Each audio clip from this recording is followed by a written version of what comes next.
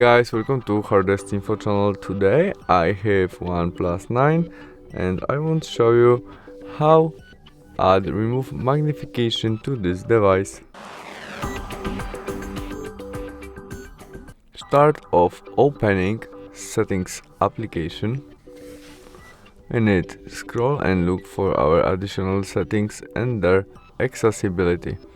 In it, we must tap on our vision.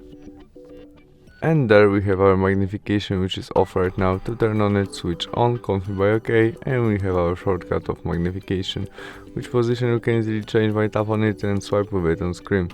You can also, to zoom our screen, we tap on our shortcut and tap on screen. To change position of that, use two fingers and swipe with it on screen. You can also zoom on or zoom out, or when you use one finger you can go up and down. To turn off it, press again on your shortcut. And that's all. Thanks for watching. Bye.